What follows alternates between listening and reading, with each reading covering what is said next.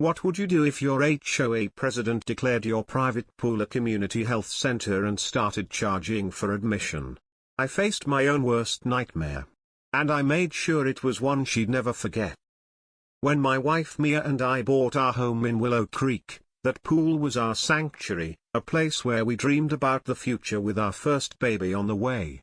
But our peace was shattered by Karen, our HOA president. It began with petty notices about our grass, but quickly escalated when she demanded we pay a wellness levy for the community.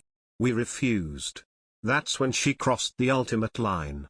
One morning, I found Karen running a paid aquarobics class in our private pool, declaring it community property as she pocketed cash.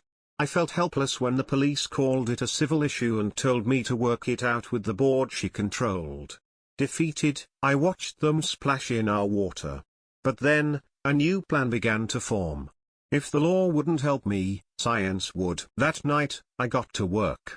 I installed a small, hidden nozzle system around the pool, connected to a button under the stone ledge. The payload?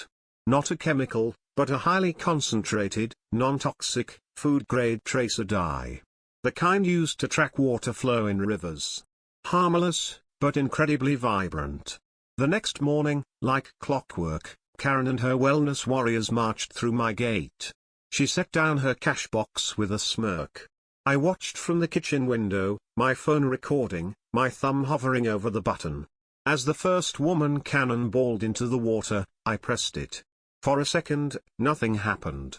Then, a fine mist erupted from the hidden jets.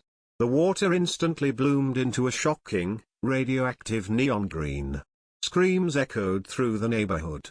Women scrambled out of the pool, their skin and expensive workout gear stained with the glowing dye. Karen spun around, her face a mask of fury. "What did you do?" she shrieked. Just then, sirens wailed in the distance. I'd called them the moment she trespassed. When the officers arrived, there was no civil issue to debate. They saw a group of glowing green trespassers, a furious Karen standing beside a cash box filled with equally glowing green money, and my video evidence of the entire event. They couldn't ignore it. She was caught, green-handed. Her reign of terror was over. We finally got our sanctuary back. It taught me that when you're pushed into a corner, sometimes the best way to fight back isn't with anger, but with a little bit of creativity and a whole lot of color. For more stories about karma and justice served, make sure you hit that subscribe button.